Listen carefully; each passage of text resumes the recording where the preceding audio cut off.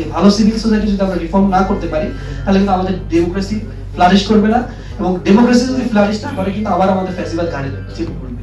সুতরাং এই জায়গায় অবশ্যই ইন্ডিপেন্ডেন্ট এক্সপার্ট এবং যারা সিভিল সোসাইটি আছে তাদের স্পেস করে দিতে হবে। তারা মিডিয়াতে যাবে, কথা বলবে, সমাজের সমালোচনা করবে, পলিটিক্যাল যারা পলিটিক্স করতেছে তাদেরকে ক্রিটিসাইজ করবে।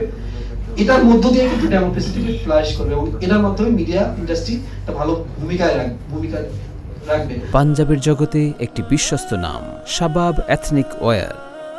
আমরা দেখি যে এখনকার টক শো গুলো কিছুটা বায়াসড হয়ে যাচ্ছে, এটা আমাদের কাছে মনে হচ্ছে, কিন্তু এটাকে চেক এন্ড ব্যালেন্স করার দায়িত্ব কিন্তু মিডিয়া ইন্ডাস্ট্রি, যিনি হোস্ট অথবা যারা গেস্টদেরকে দাওয়াত দেন তাদের। এই জিনিসগুলো কিন্তু আমরা দেখতে পাচ্ছি না।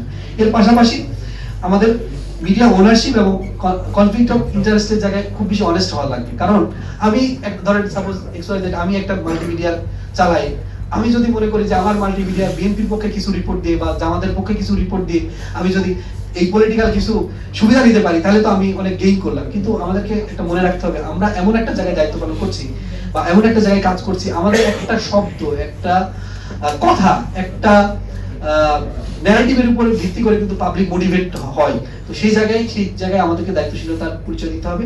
এবং আমরা এই ডিজিটাল প্ল্যাটফর্ম গুলো, প্রত্যেকেরই ডিজিটাল প্ল্যাটফর্ম আছে, টিভি আছে, টিভি তো নিজেই ডিজিটাল প্ল্যাটফর্ম, মাল্টিমিডিয়া নিজেই ডিজিটাল প্ল্যাটফর্ম, পত্র পত্রিকা আজকে ডিজিটাল প্ল্যাটফর্ম হয়েছে। এই প্ল্যাটফর্ম গুলোতে আমরা যাতে রেসপন্সিবিলিটি দেখাইতে পারি, শো করতে পারি, আমাদের দ্বারা যাতে কোনো ধরনের বায়াসড নিউজ প্রকাশিত না হয়, কোনো ধরনের গুজব প্রকাশিত না হয়, কোনো ধরনের মিথ্যা জিনিস যাতে না হয়, সেজন্য আমরা মিডিয়া ইন্ডাস্ট্রি যারা চালান, যারা কর্মরত সাংবাদিক আছেন, যারা পলিসি লেভেলে যারা আছেন, তারা অবশ্যই এই জায়গাগুলো দেখবেন বলে আমরা আশা করি।